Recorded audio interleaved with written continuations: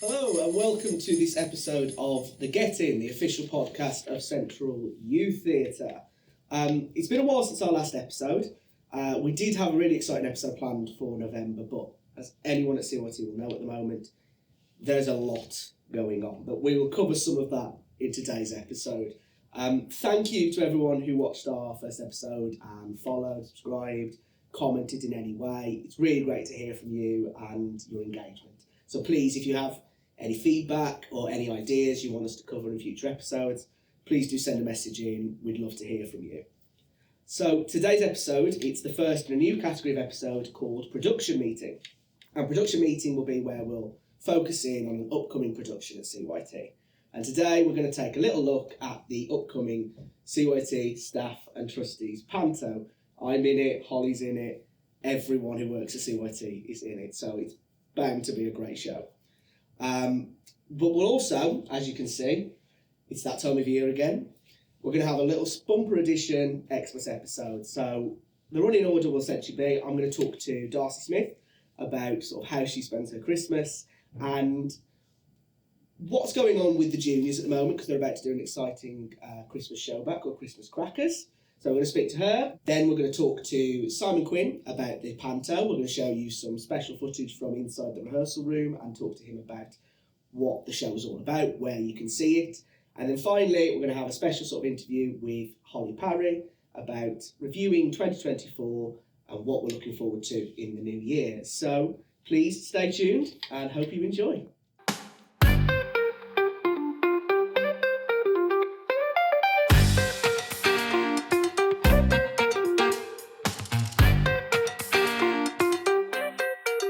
Right, so I'm here with Darcy Smith, who is a forefront member, CYT staff member, currently working with the juniors and a few seniors as well, I think. Yeah.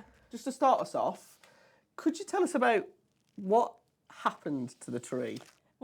It's a gorgeous tree. It was so well made. I think it's got a story now.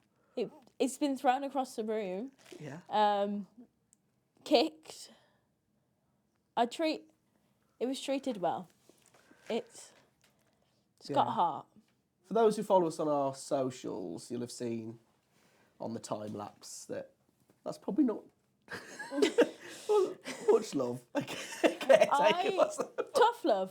It was tough love. Well, that's it. We're made by hardship, aren't we? So the tree, it's gone through some growing experiences. Yeah, so have I. It's there. It still knows how to love. I considered quitting. But I was like, this is too much for me. It was too much. It was a prop, wasn't it, for Three Sisters at the start of the year? So I'm pretty sure it received some abuse back then as well. 100%. Lugged back and forward through that door. 100%. I think it should be burnt, personally. You might need an upgrade, but let's not say it within hearing. We're not gonna friends. be fine, mate. We're not friends.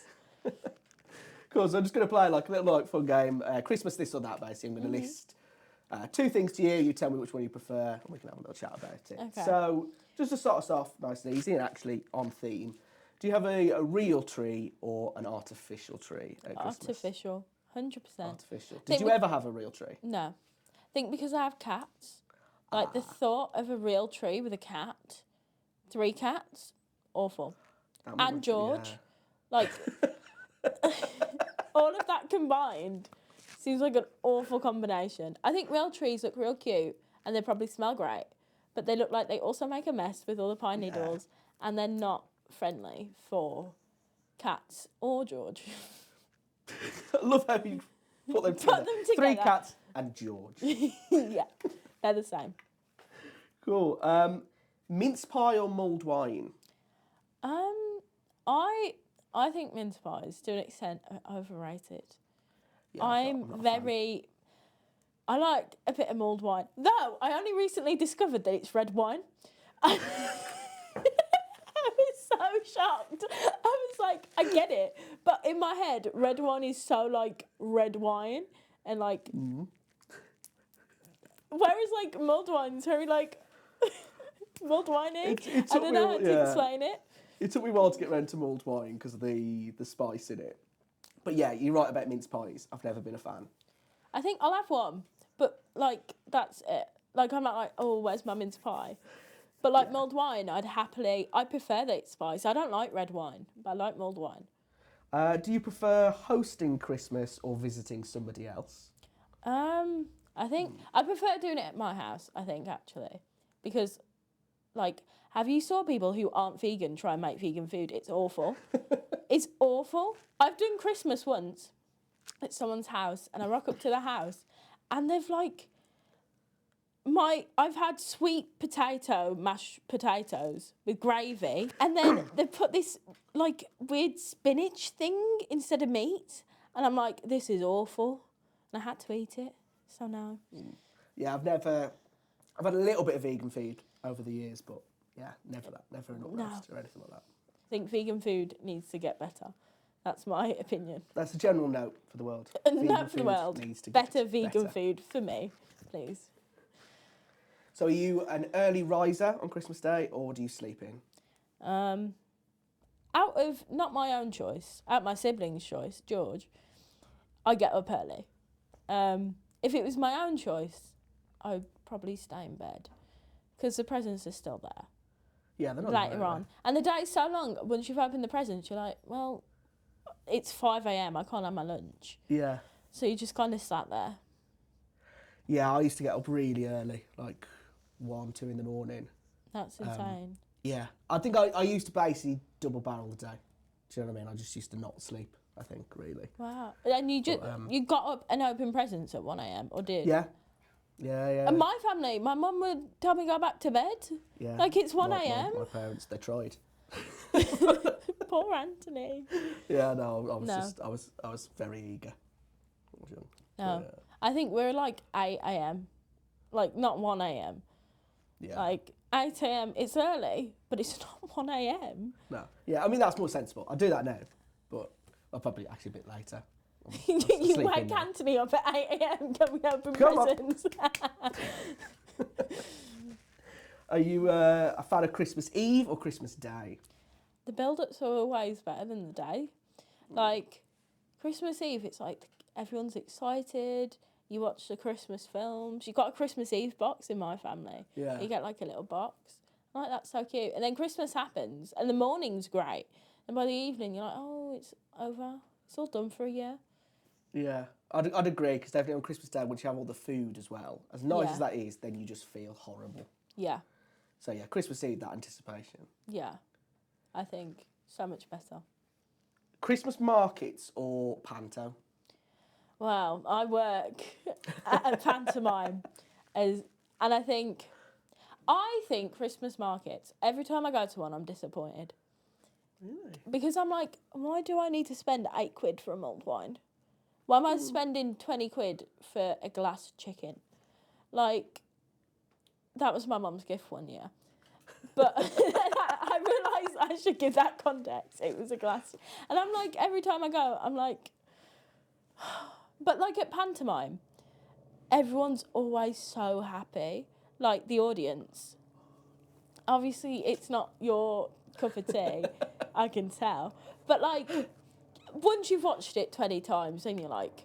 But still, the audience is always so happy. And I think it brings so much more joy than a Christmas market. Maybe I just haven't saw the great Christmas markets. Best one I ever went to was Budapest. That was pretty special, because they like project all sort of lights on the churches round, so they make a proper show of it. Though I'd love to go to Germany and do a German one. Yeah. Like an authentic German one. Yeah, when I was going around Austria, obviously, like every town had a pretty decent one.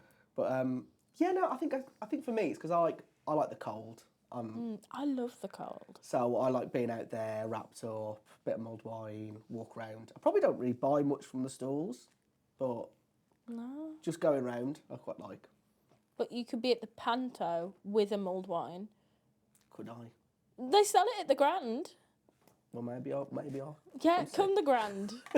And then do research for the CYT Panto. That's a good idea, actually, yeah. Yeah. I'll sit there writing notes Yeah. with my mulled wine. Yeah. Are you a fan of the Grinch or Buddy the Elf? I'm going to have to say Elf. Like, I think it's a thing... Like, I named my dog Buddy. Like, my first dog was called Buddy. And I think like, the Grinch is all right. I like the Grinch, but, like, at my heart, I need to stay loyal to Buddy the Elf. Last Christmas or All I Want for Christmas Is You? I think All I Want for Christmas. That's the Mariah Carey. Yeah, the Mariah Carey. Yeah, that's my panic song. So anytime I'm on a roller coaster or like in a stressful game, there's multiple videos of me just starting singing that song stressfully. I don't know why that's the song. It's a good song. Yeah, I've got like many videos of me like on a roller coaster screaming the song in a stressful video game. It's just the song. Okay, yeah. I wasn't expecting that story, but that's a good one. Yeah. Love Actually or The Holiday? I've not watched either. Not watched either. Okay, so what is your favourite Christmas film then? Ooh. Polar Express. Okay, yeah. When I was little, I watched it all year round. I watched it at least... There was one point where I watched it like 2 times a day. I knew it by heart. I was that kid I was so obsessed.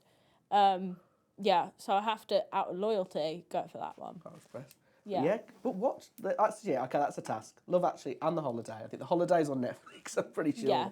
And Love Actually maybe as well. But Yeah. You got to. They're just staples. Okay. They're staples. Giving presents or receiving presents? I love giving presents. I'm the best gift giver.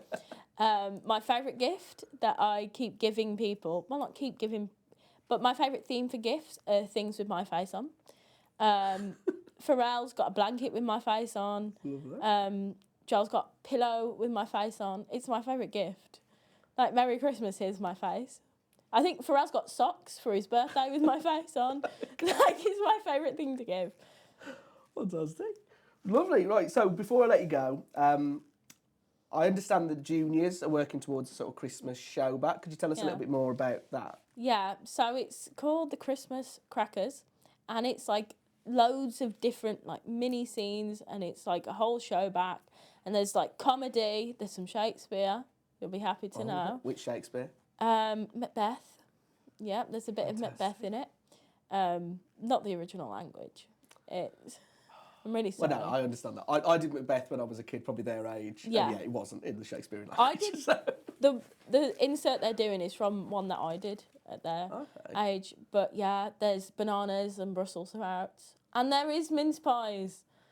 But you won't no be mulled wine. No mulled wine. Yeah, understandably. Yeah, we're not giving them any mulled wine. Yeah. But So are there any like favourite bits? Like, is there a favourite sketch you have?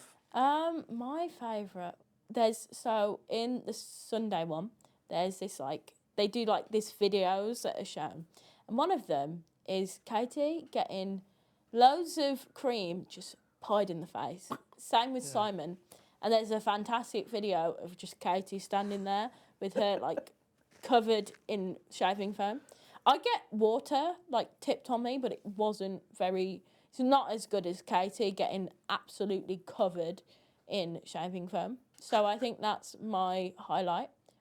Also, the kids are great. Like, let's not forget. But I couldn't pick one out of all the kids' sketches are great. But yeah, Katie with her shaving foam took the education. Fantastic.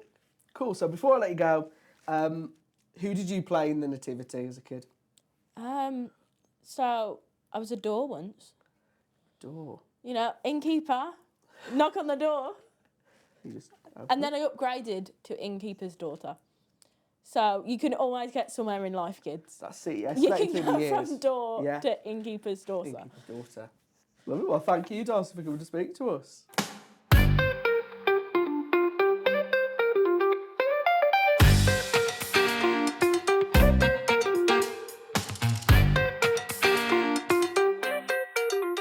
Right, so I'm here with CYT Director Simon Queen to talk about kind of what you're up to at the moment. So actually, give us a little bit of a lead on what are you doing at the moment with CYT? Well, amongst most things, Matt, we're doing a junior showback, a couple of junior showbacks.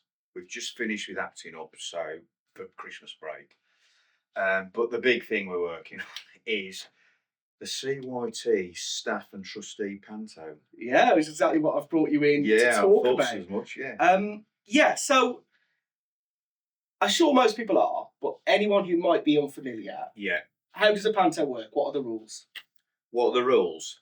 Okay, so well, panto or pantomime, whatever, is without getting too academic, it borrows a little bit from the commedia dell'arte movement of the 16th century, but as we know it, it's mixed in with the British musical variety shows that you would go back right through the 20s, or what, even Victorian time, possibly even before that. And how we know it today is pretty much borrows from that, but people contemporise the script so it has modern day things in it that the audience would recognise. And how it works is it's a load of people dressing up as so usually the man dresses up as a woman, as the dame, whatever. Panto dame. Panto dame, yeah, we'll probably be coming onto that from the sins. And then other people play different characters. So the costume is usually borrows from the times that they were possibly written in.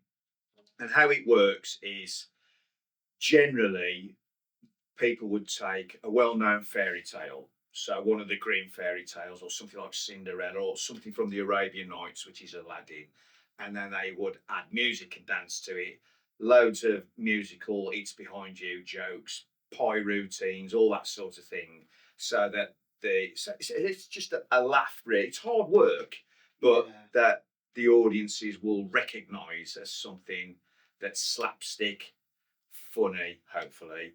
But there's like little subtle references in there to events that are happening, or in the CYT case, is a lot of lingo that we all recognise from CYT.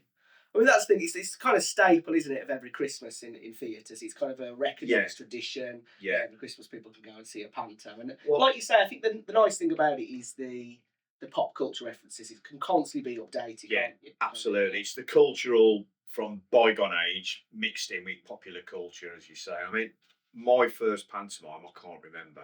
I'll be way back as my godmother used to take me to the old rep in Birmingham, which is now run by Bower, I think.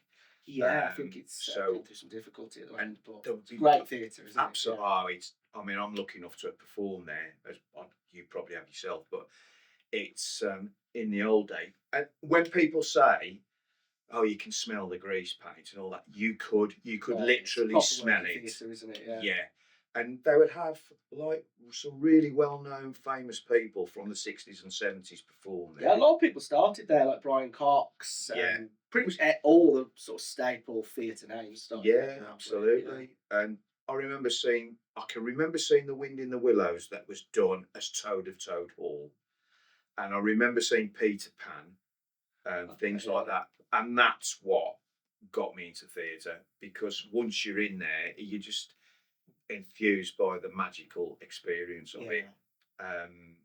So yeah, and I'm guessing for a lot of people these days, because going to the theatre can be expensive, but I think it's the one thing that families still go to. They await for that period of time, which is what, December, possibly through till beginning of February for the following year. Depends, Some sort of like it's usually December, Jan. Yeah, it tends to be the big sort of thing for theatres every Christmas, doesn't it? That's where they get most of their sort of money from. But absolutely. It's like you say, it's a nice thing for families, and that's why it's quite good we're doing. Like I say, it's possibly the only theatrical experience a lot of people will get. Well, it's definitely the starter point, isn't it? Like you say, lots of kids. This is their chance to get them into theatre.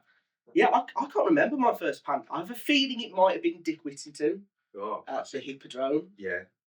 But I can't remember too much. But I went to them as a kid. Yeah. But as an adult, I think sort of petered off. But I have had the chance to not be in sort of a big major production, but smaller ones. And of course, it's the classic good versus evil. It's the goodies versus the baddies. It's behind you, all that sort of chance to really get silly voices across. But at the same time, if you're new to it, you are beginning to learn your craft, so to speak. Interact with other people. You might have to do, like we did Monday night, dance, which is completely foreign to me. But you are sort of doing that, and it is that opportunity to really sort of, without sort of overact a bit, but be a little bit believable as well. Yeah, pantomime acting, like you say, It's got to be definitely big. up there. Yeah, You've got to yeah, go. yeah. Got to put You your got to heart and go. soul Yeah, on the line yeah, a little absolutely. bit. Yeah. Yeah, Cool. So, moving on actually to now our panto. yeah. I'll start off with, it's Jack and the Beanstalk. It is. Why did you choose Jack and the Beanstalk as the fairy tale? Well, I didn't choose it. Okay, I'm blaming the right. CEO for that. It's Jack and the Beanstalk. I think it's got to be. I think I'm going to say As it was always, we Holly's get idea. these rules Yeah. down. And what was good for me was I'd done pantos in the past, but I'd not done Jack and the Beanstalk, so that was nice to do. But of course, without giving the game away, Jack rhymes with one of our actors' names, Zach. So it could be Zach and the Beanstalk or Jack and the Beanstalk. But I think what was crucial about when I was writing it was, oh yeah, I can see so and so playing that, and so, without giving the game away, so and so playing that. Yeah. So it does lend itself that the parts and the characterisation do come across in terms of the staff being certain characters. And whether it would have worked in other pantos, I'm not too sure. And the Beanstalk is so phenomenally high. It's and we really. I mean, it's amazing what you can do with a pair of. Oh, yeah. There you go. We're going. Yeah. No, we've gone all out. You know. Oh, we basically blown the budget. CYT budget. Yeah, the budget's gone. Beanstalk. There's no budget next year at all. Yeah. Sorry, guys. Yeah.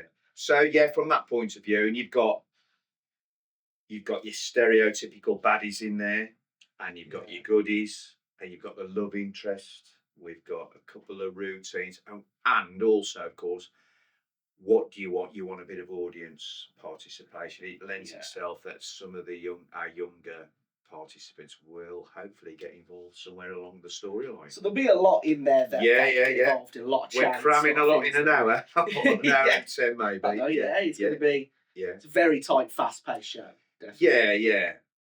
And of course, the venue we're doing it in allows it to be fast-paced. It's not a massive space, but it's good because it's what's the word I'm after? It's intimate. Yeah, it's intimate. Yeah. So you kind of got into this bit, but like, what is CYT's unique take on the tale then? Without giving it, so when I'm writing it, I've got to pay reference to the tale. So Jack climbing up the beanstalk, rescuing so and so from the giant V5 form. All that is him and his mother are impoverished. So this is a classic way of getting riches to them because they're the goodies. But the unique bit is what I decided to do then was, well, we've got to have language in there, not bad language, but language in there that people use every day in the office. So it's a combination of the traits of the characters in the story and the traits merging with the traits of the CYT staff characters. And I think there's been a few comments made about it, but it's all in good humour. It's all good stuff. Yeah, it's all good fun. So because obviously our audience, we want people from outside to come and see it, but obviously what you've got to have in there are the CYT references that the participants and their mums and dads will recognise, blended into the storyline.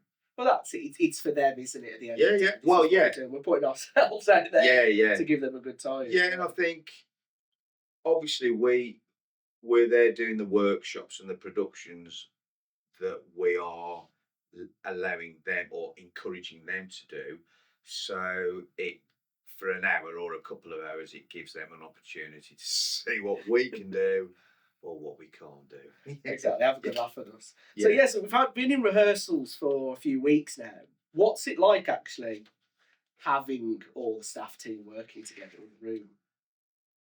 I think you kind of worry at the beginning to think, well, how am I going to get viewed? Yeah. Or what's it going to be like? But the atmosphere has been really good, hasn't it? I mean, it has been good fun. It's kind of like we're all laughing together, we're all helping each other, and the other thing is we're all changing little bits of the script, which is good to allow ourselves to get certain lines across that we would say, and I suppose it is kind of like a bit of team bonding. Yeah. but knowing with a view that we want to put on something that's a bit of fun. So it's a little bit of a separation in terms of we know what our work is during the week and we know what we've got to do. It's still work, but it's a bit more fun. Yeah, like it doesn't feel like work, does it? Like Monday night, like you said, we had Katie doing our dance routine, which she did a fantastic job. I really enjoyed it. Definitely put us through our paces. Absolutely. Good routine. But you're right, for like 3 hours, we were just having a good time. It didn't feel like we were having to. There was no tension, no stress. No. It was just good fun. And I think it's an opportunity for us to not take ourselves seriously. Yeah. And there's no tuck shop. No tuck shop. Oh yeah, I can imagine that's a pain. Oh. Yeah. So, but let's not forget the trustees. No, they're a really important part of CYT. So the trustees are also in the show. They're our happy team of elves. Yeah. How's it like having them? I think it's brilliant because that means then it's a full CYT staff and trustees participatory event, and I think it gives them an opportunity to see the sort of how we function as actors, writers, directors, perform workshop facilitators, and they're part of it and they're crucial to it, and it gives an opportunity for us all to come together and do something that's beneficial, hopefully beneficial for CYT. I think they've been great, absolutely. I don't want to make that sound patronising, but they're there having a laugh at the back and they're chipping in with ideas as well, and I think it's great. I think it's really good. And I think it's good for the members to see them as well, isn't it? Because they don't know see them rolling things, but I mean, us as staff would only see them at maybe the CYT conference day. That's it, conferences, meetings, or safeguarding meetings and first aid, and then that's generally about obviously. But they did make some really important decisions about how the organisation runs. Exactly. I think it's good for the members to see that they're also able to have a good laugh with us. Yeah, absolutely. And kind of, like I said, they're a part of the organisation as well. With it being Christmas, we want to get that whole vibe. It's the CYT family. Yeah. Everyone's a part of it. Audience, staff, trustees. Yes. Yeah. It's really it's the whole ensemble, isn't it? I suppose. Yeah. Yeah. So, in terms of your role, you're playing the Panto. Tell us a little bit about her and what's it like playing her. So it's not the first time I've played a Dane. Again, I blame the CEO. She says you will be the Dane. So I've played Danes before. I've done the Wicked Stepmother in Cinderella. I've done someone else. I can't remember what the other one was. But yeah, it's kind of like the thing you got to throw out the window first of all is inhibition. You're going to be dressing up as a woman. There's so many so many top actors who've done that all around the country. They don't have inhibition, so you've got to chuck that out the window. Really, it's difficult to find the voice. So I've sort of gone with the notion that I'm just going to do black country voice. Yeah, and actually, you're better using your own voice rather than trying to find a higher pitch. Yeah. And it's great because obviously I'm playing next to Zach, who's playing Jack. And then there's the interrelationship with those two, scolding mom, but in a comedy way, because she thinks he's a bit foolhardy when he's going off and he brings back magic beans instead of the cash. So yeah, I think the difficult thing is always that thing that you've got to remember not to drop out a role or drop out a character, which is easily done in Panto because I'm going back to Simon or that's maybe ad-libbing. Yeah, well, ad-libbing fine, but as long as you rediscover your character. So yeah, it's I've only had the costume on once, but I reckon in a couple of weeks it's going to go back on again. Yeah, but it's fun to play. I enjoy watching everybody else doing their roles as well. Everybody else is brilliant. Like yourself, Matt. Yeah, I'm having loads of fun with it, really. So, yeah, I won't spoil who I'm playing. No, I think not. No, yeah. But yeah, I'm definitely having a lot of fun with the lines. And trying to put my own unique spin on it. So Yeah, so I think the thing with Panto as well, because I mentioned earlier about the styles it borrows from, is for us all is the timing of the lines. yeah. So the comedy gets across, which isn't always easy Yeah, to comedic do. timing, it's sort of Yeah, their skills, definitely. Yeah, And absolutely. when you're doing a lot of audience participation as well, having Yeah. that nice balance between the two and getting just that right sort of landing of the joke. Absolutely. Is really Yeah, crucial. yeah. So it's fun to play. Yeah, it is fun. Yeah. So what are the things in the show that you're most looking forward to about sharing it with the CYT audience? Just the whole thing, really. I think hopefully encouraging them to be part of it. Hopefully the gags will come across. We're looking forward to doing that. And just the general ambience of the panto. Just hopefully just everybody has a bit of fun with it. You know, that's audience, CYT staff, the trustees. It all comes together. And just generally looking forward to hopefully having a good time with it. Really, yeah, because we put a lot of effort. Okay, we put effort into it, and there's no point doing it if we don't have a bit of fun with it. Yeah. And not take it too serious, as I said before.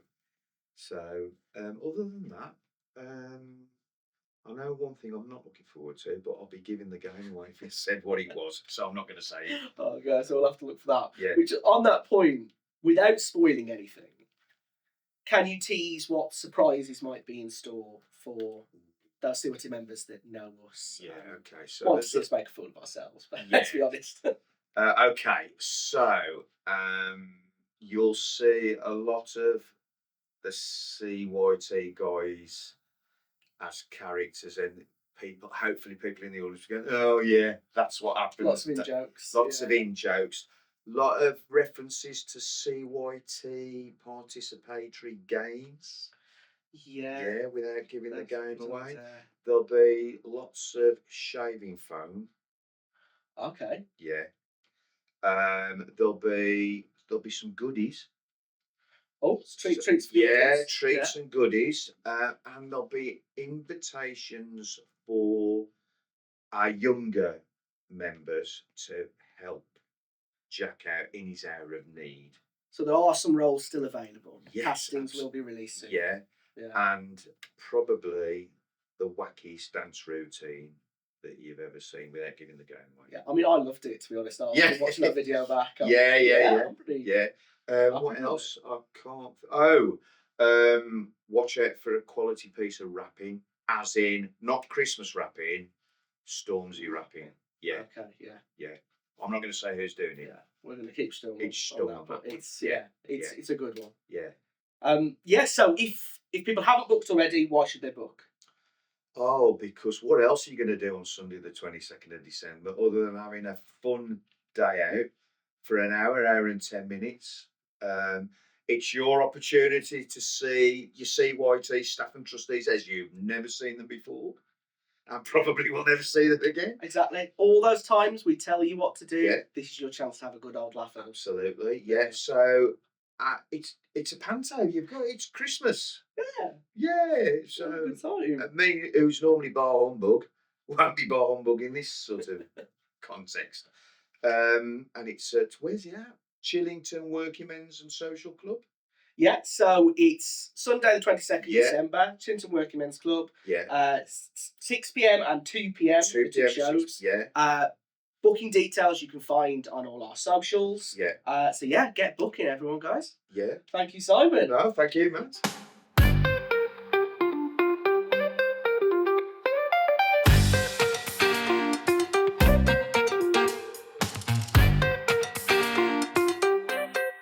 And so, to close us out with jolly hearts ready to face Christmas, we have our lovely CEO Holly Parry to talk to us about all things coming up next year. Hello. How are you doing, Holly? I'm good, thank you. Feeling very festive in here. This is lovely. Oh, yeah, this little tree, which I've spoke to Darcy about.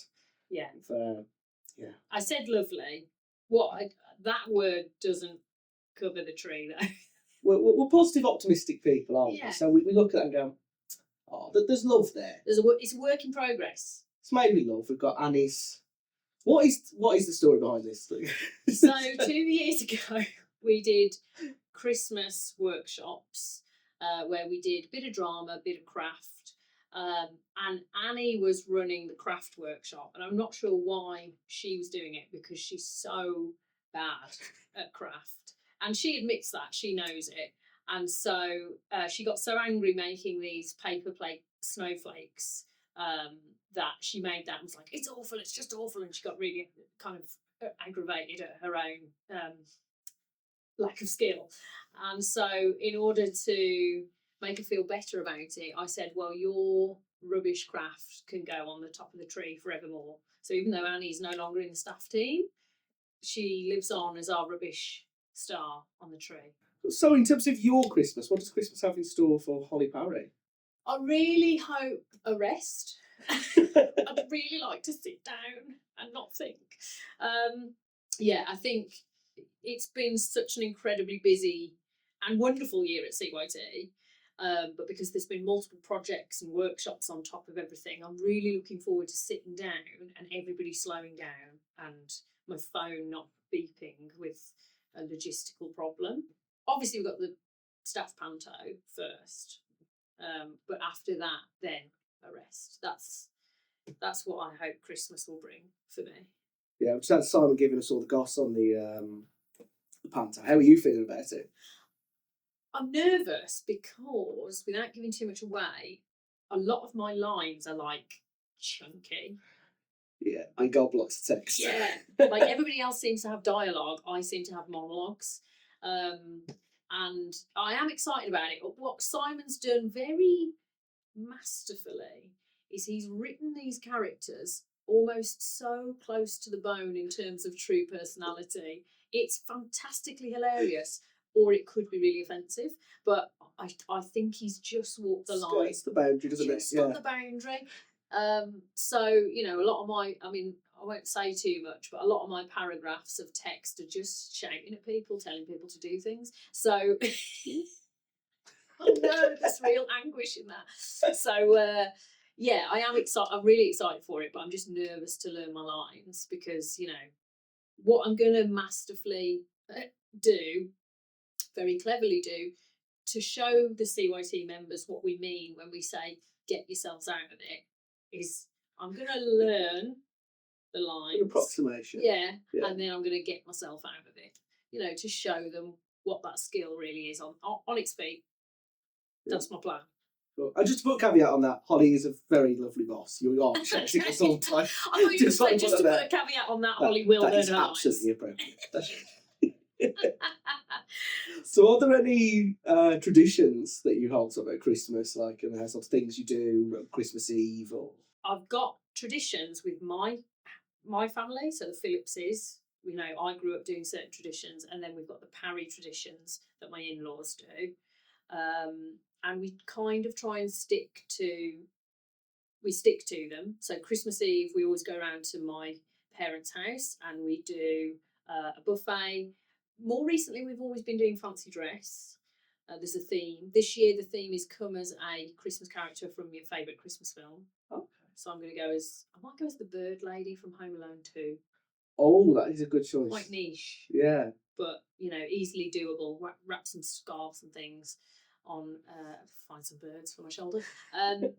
So, and then, and then for the Parrys, I don't know why they do this, but I really enjoy it. Basically, every family has a tradition of how the gifts are handed out. So in my family, we go, these are the gifts from Holly, and then everybody opens them and I get to watch. And then these are the gifts from Mum, then we all watch. Now, for Tim, my husband, he finds that very stressful. Yeah. It's a lot of pressure to like perform. How happy are you with the gift? So what the Parrys do is everybody rips off paper at the same time, just get it done. Get it out of the way, enjoy the joy. But after, all the paper is in the middle of the room, and then they put Christmas music on and you have to do a Christmas jig in the paper, which is kind of like almost like a knees up Mother Brown, and you all have to do the Christmas jig. And I'm not sure why, but it's very fun. So Christmas jig and Christmas Eve buffet around at my parents. They're the traditions, I would say, year on year. They stick. Fantastic. I love the Christmas jig. And yeah. You are right, that pressure of being watched out in the present. Yeah. because it's not like indicative of love, is it? It's just there's that little moment where, like, if I'm happy about something, I don't tend to show it. That probably says something about me. Yeah. But This is great. yeah, this is really amazing. You've really lit on my soul. And CYT Christmas. What does a CYT Christmas look like? Like the last few sessions leading up to the break. So earlier this week in the office, we said, and we never do it this early. Jane came in last week and she was like, "Oh my gosh, it's the end of November and you've got the decorations up." Normally at CYT, it's like the last Sunday of term. We're like, "Oh, we've forgotten, took some tinsel," you know. And then January, you're like, "Well, that was pointless." Whereas because there's lots of people in the office at the moment, we could say, "Let's get prepared. Let's get the decorations out." But all of our decorations are a bit like higgledy-piggledy because they've all been either donated or made or found or, yeah, they're just random. And so, like, the tree was a £5. I got it at a charity shop. Annie made the star. The decorations, I think they might have been in a raffle years ago and nobody took them, so we used them. And then this is the most CYT thing. So Darcy was having a bit of a breakdown and shouting at the tree because the pine needles were falling off. It was breaking in two. The lights weren't working. So she was stressing out. And it was hilarious. And then she was like, "Oh, the lights worked a second ago, but now they don't work." So I was like, "Here, give it here." I plugged them in and then electrocuted myself with the broken lights. I was like, thank God it was me and nobody else.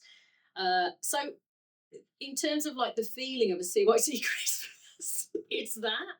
Absolute hectic stress, yeah, hectic stress. But in terms of the last few sessions winding down, so this year what we've brought in is we're doing candy cane grams. Yeah. So members on a Sunday and Wednesday can pay 50p, write a message to their friend and send a candy cane, post it in a little Christmas box, and then Santa or a CYT member of staff will deliver them at the end of the session. Nice little fundraiser. And that's a new thing we've added this year, just to add the stress. As I say, CYT Christmas is stressful. So yeah, I think CYT Christmas should feel slightly chaotic, exciting, but a bit more chilled. Hopefully, less directors shouting because we're seeing the end of the term in sight. We're all getting happier. We're getting happier because that rest is coming. So yeah, I don't know if that sums it up, but yeah, chaotic excitement. So we've had a really busy 2024. Yes. So I wanted to ask you sort of to look back, review on it. What have been your highlights of this year? Do you know, there's been so many and so many projects to try and like pick out some of the amazing things. I think I'm going to choose 3. I'm going to give myself a boundary. So for me, one of my highlights as a director was the Crucible at St Peter's Church, because I was amazed that they allowed us to do it there. You know, a play about witchcraft and shouting about Satan in a church. I was like, wow, but you know, they were incredibly helpful and kind, and they were excited about the production as well. And as a performance venue, I think that's the really exciting thing at CYT, is we don't just always want to give young people a traditional space. You know, we want to challenge them, and this was really challenging because the audience were on 2 sides. It was incredibly long. It's a huge church, so projection and lighting and haze, and you know, they had to stay on stage the whole time in character, and it was just so atmospheric, and it was such a big show, you know, like a 4-act epic. And I think, yeah, I just found it really exciting that they rose to the occasion, that they got stuck in, and it was like a proper play, you know, properly meaty. A play. Not a play or a play. A play. Yeah. Felt like a proper play. That's an in-joke for anyone who... Yeah, basically, one of our staff / members said to us, you know, I love it when CYT do plays. And I was like, what is a play? And she was like, you know, like the Crucible, or I can't even remember the other examples. But we were trying to ascertain. Full in-depth chat about it, didn't we? What is a play and what's a play? And a play feels more light touch, whereas a play is like a serious, heavy. You know it when you know it, don't you? Yeah. It's a feeling. Yes. It's a feeling inside. Yes. Yeah. And I felt Crucible was a clue. So for me, I loved that. Really enjoyed that play. Another highlight this year is all the film work that we've done. So we've done 2 film projects. We've done We Built the City, which was UK Shared Prosperity funded, and Gen 22 film project. And for me, it's felt really exciting because it's like a new arm to what CYT does. And, it's enabled us to set up this podcast studio. We've now got opportunities in editing, in recording our shows.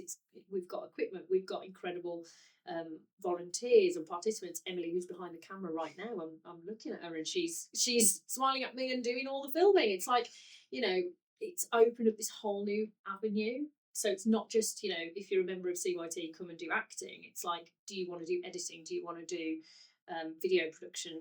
All of these things. And what's amazing for me is like, I haven't really had anything to do with it. So it's been really exciting for me because it's like CYT has grown, the team has kind of taken ownership, and now we've got all these new opportunities. And I would have to say Follow Spot as well, because I was very honoured to win Best Director, which the kids voted for, although they were all laughing because I'm the only one who knows I do the votes. Well, we trust you. Bless you. Very, Please believe me. I didn't rig it. Yeah. So yeah, that meant a lot because when you're shouting at them and saying learn your lines and tearing your hair out and saying no one's listening to me, and then you're doing it for their benefit, but it never feels like that. You just feel like you're being a horrible cow. And also I love Follow Spot. I love the speeches that people make. Like George, one of our juniors, he won Best Comedic and he stood up and made jokes. And Rosie, who's gone off to drama school, she was a member of staff. She came back and she won a couple of awards. And it just feels like a really exciting celebration community event. Yeah, it's been a really long year. It's been a lot of really great stuff, a lot of lovely memories, and like you say, that whole thing about being the directors, and it's a really lovely moment, isn't it, when you're on closing night and everyone's done. You see what's done for them, but the process, at times can feel. Oh gosh, and you just feel like you're constantly pushing people and asking for more. And I mean, if you work in the charity sector, you're always feel like you're asking more. But then you work with young people, and you can see in your mind the production that it could be, the vision that you have, and you can see the potential with the young people in the cast, and you're like, if you could see what I could see, and that's why I'm pushing you, because if we could get those two things together, it's going to be amazing. Or I could not push and we could have an okay show. And that's important to stress, isn't it? Because I often feel like you want to stress that when you're saying that stuff to members, it's not a criticism of them, like they aren't coming up to it. No, never. It's that you, like you said, you have that vision, you can see what you're doing now, it's good, but it could be, you have the potential to do so much more. Yeah. And we want to, that's what we're doing it for, yeah. And I do think it is that it's half the time, or most of the time, with any performer, but particularly with young people, it's almost like they need someone to give them permission to go that far. And once you say to them, I know that you can do more, and you know that you can do more, and we just need to say to each other, let's go there. Because and I think that's the great thing about CYT. We were both members. We have experienced this firsthand, that CYT doesn't just go, yeah, okay, just do that. Don't get me wrong, there's some shows where you're like, we haven't got time, so just do that. Get this up. But the whole point is that we push it, whereby we're pushing young people to become better, that they can recognise their skill set outside of what they thought they could do. Because most of the time, with adults, with young people, what we're doing is doing as much as we think we can, rather than pushing it that bit further and going, wow, didn't know I was capable of that. So yeah, I think that's why the kind of stress of how horrible have I been today kicks in at the end of a rehearsal. You go, but that feeling on the last night where everyone goes, yes. Yeah. You're like, I'll live through being a horrible cow on a Sunday. You know, I'm not a horrible cow all the time, but when you're like, we could get there. But yeah, so, and just to stress, we're not all horrible to our cats. No, we're really lovely. Yeah. It's all for the love of the young people in the show. But yeah, I just think, yeah, like you said, it's like that feeling at the end of a show is like no other. Yeah, it's really, yeah, it's up there for me, definitely. Even having been a performer myself, strangely, writing or directing, there's a certain satisfaction that's much bigger than any kind of performance thing. So, Yeah, definitely. So out of those 3 highlights, what would you say your proudest one is? Well, Matt, I've gone off piste and I've chosen something not on the list of 3. Oh, okay. Yes. Good share. So I think my proudest moment for this year is seeing the staff team having evolved and developed, because I felt so proud of everybody, because people are really like running with projects, running with ideas, taking ownership. It definitely feels like, I don't know, we're like steadying the ship as we're growing. You know, with growth, you're always terrified that, you know, you're going to grow too big and the foundations aren't strong enough and you'll just, but like I said to you about the film projects, is like, you know, Megan's been, and yourself have been doing Gen 22, and like, it's really exciting for me to not really have any artistic like input on it, and to like see people coming up with these exciting ideas, or, you know, trying things and they fail, but at least we've explored something. Or and like with the international trips, like, you know, I didn't go away on them, and it's always very sad when you don't go on them, because it's like all those memories of international, you're like, I wasn't there, I wasn't in on it. But, you know, I think just like the staff team developing and us feeling like, right, I get a sense of who does what now, but also what's possible. And I think that's the really exciting thing for CYT, is what I want long term, is that, you know, as is with the young people that come to us, that sense of creative freedom comes to the staff as well. That the staff go, I've seen this pot of funding, or I've seen this project, or I've got this partnership, and it feels like that's evolving now. And, you know, for me, that helps me as well, because it means that, you know, I can kind of, I think because obviously for so long it was me and Jane in the office doing so much, and like, how Jane, I keep going back to this, how Jane, how you ran this youth theatre on your own for so long, like, it's insane. Yeah, the more I think about it, the more I'm like, God, that for that long as well. Yeah, like, I was going to say you deserve a medal, but you've got an MBE, so, you know. Yeah, we don't need to. That says it all. But again, like, now I'm having to unlearn those skills of going like, oh, it's just me and Jane, get your head down, like, we've got to get this done. And now it's like, you know, you've got these people like hand out the jobs, and so for me, that, I've got to learn that skill now. But it's exciting to go, you know, trust that these things will happen, because actually sometimes like the most exciting ideas come not from you, from someone else. Someone's like Simon with the Panto, he's written a script, and then people go, oh, what about this? Go, yeah. In fact, sorry, just to add this in, after the first Panto rehearsal, so it's staff and trustees, and John, one of our trustees, like, I turned to at the end of the rehearsal, and he just had this like shell shock look on his face. And I was like, you okay? And he was like, are all your rehearsals like this? And I was like, what do you mean? And he was like, there's just so many ideas.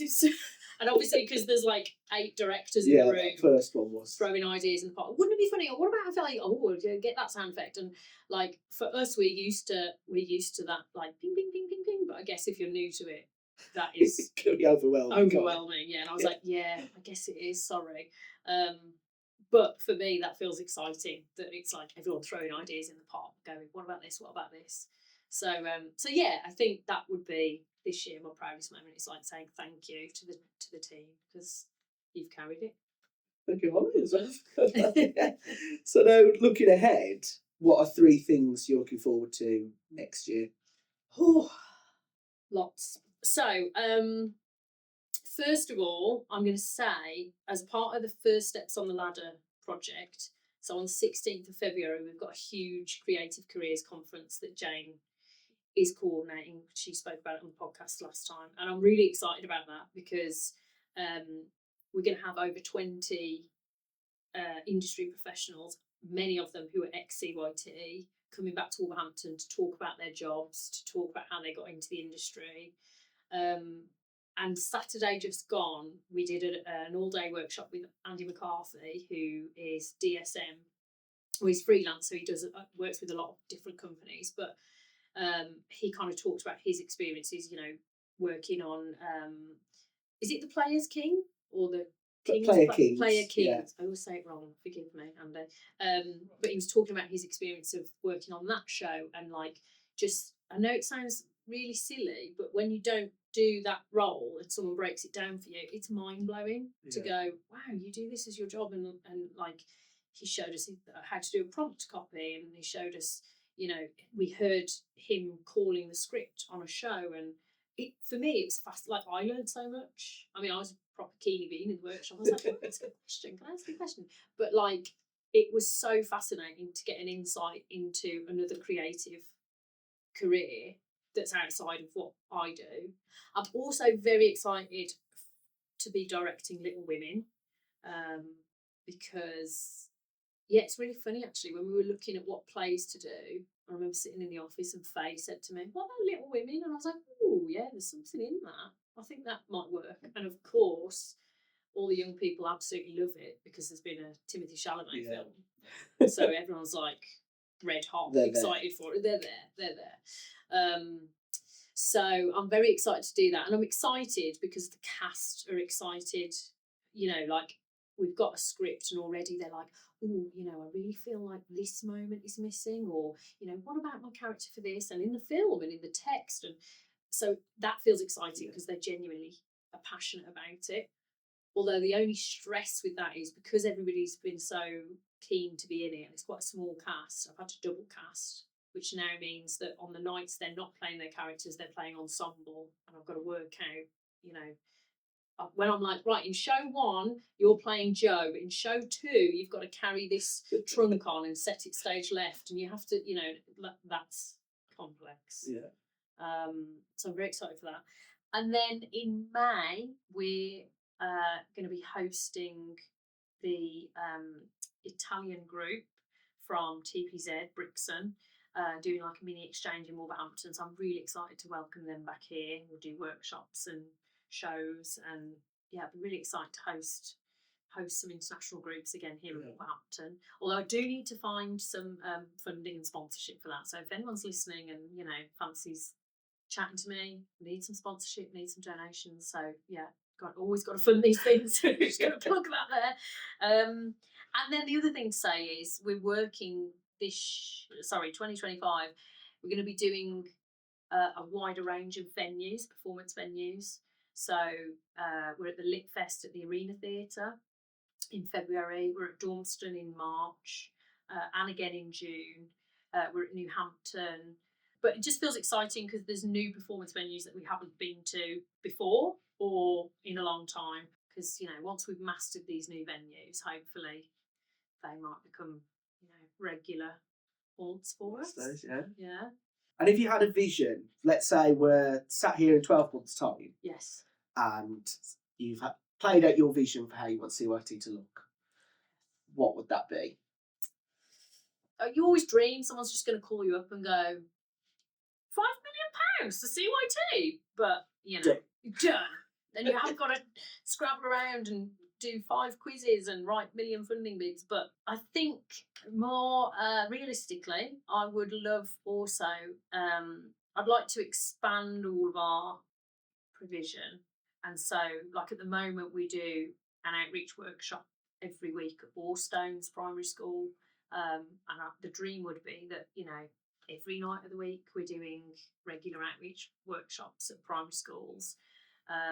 We're going on the schools tour next year. The dream would be that every available date for outreach is booked up, that we have more packages, that we can say we're delivering in every school in Wolverhampton.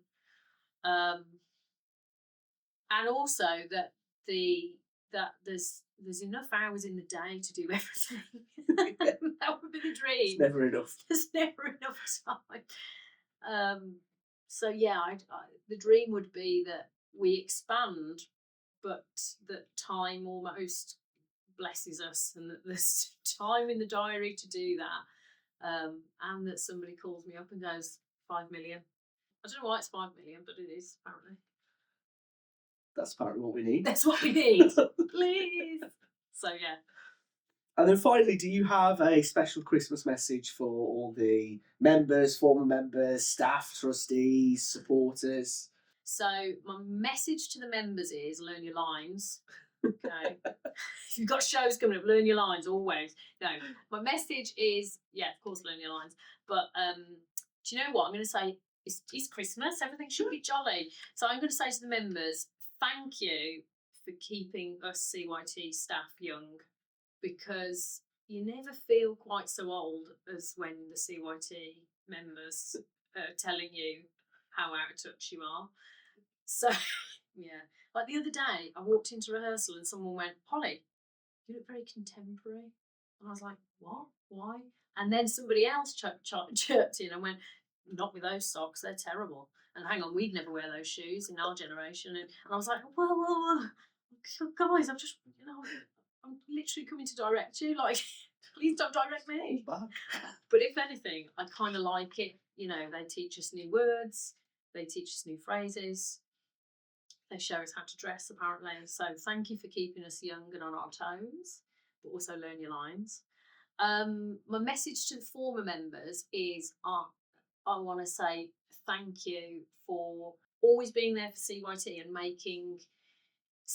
I never like to say the word family, but what I will say is community. CYT always feels like this far-reaching community, not just if you're at CYT now, but like when you leave, the saying, you never really leave.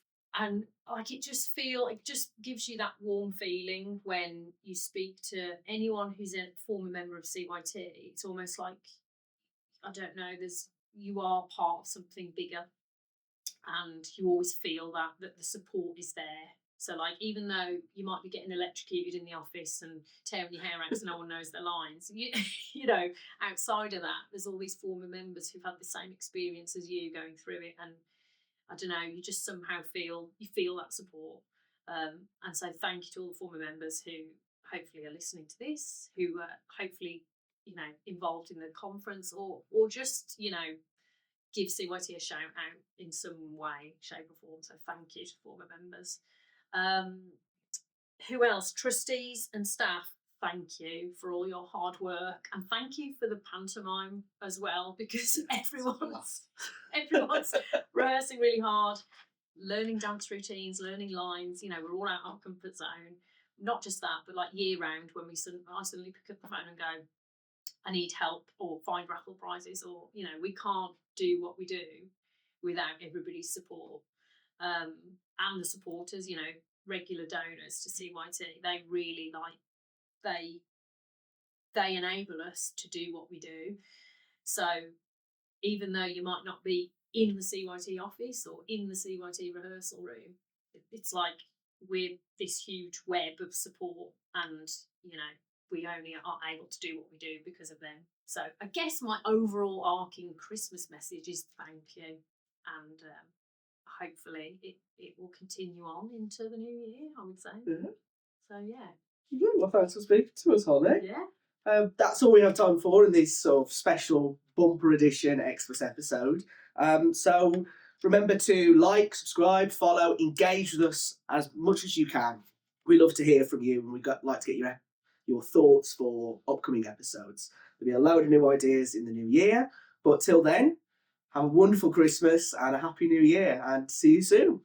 Merry Christmas.